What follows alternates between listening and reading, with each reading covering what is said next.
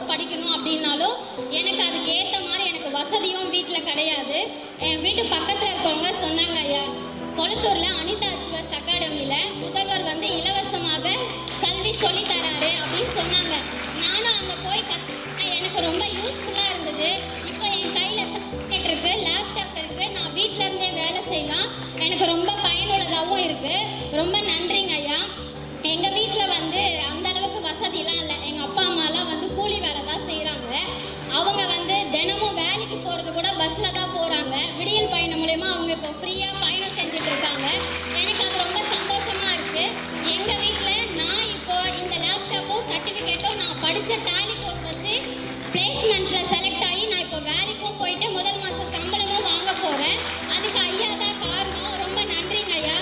எங்கள் எல்லார் சார்பாகவும் நான் உங்களுக்கு நன்றியை தெரிவிச்சுக்கிறேன். நன்றி, வணக்கம்.